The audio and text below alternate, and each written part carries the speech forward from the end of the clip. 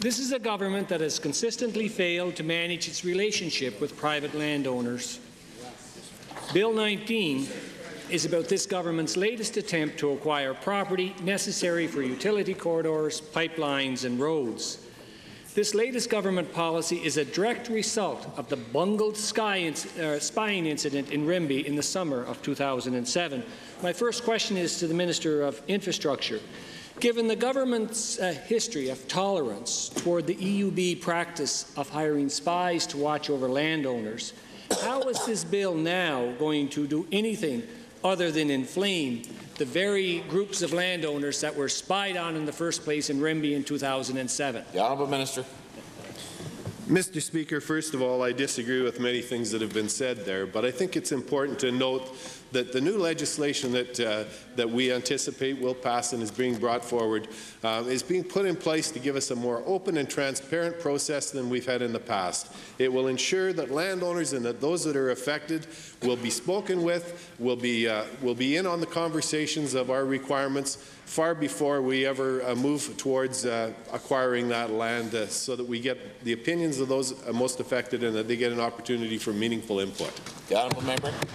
Thank you. And again to the same minister, Mr. Speaker, if this government was open and transparent, why did the government fail in this case to consult with the very groups that were spied on in Rimbey before you drafted this policy?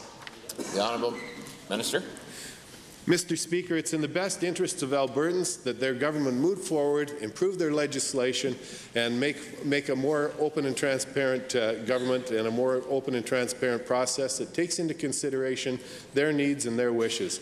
That's what we do, that's what we're doing, that's what we'll continue to do. Thank you, Mr. Speaker. Mr. Speaker. And again to the same minister, this policy proposal is extremely controversial, and many Alberta landowners want to raise their concerns and propose changes.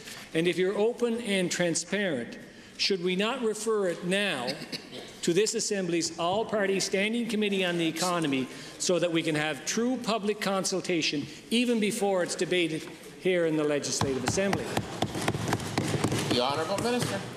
Mr. Speaker, legislation travels through the system in the way that's designated by that system. We ensure that we speak to the people that are affected and people that can give us the proper input.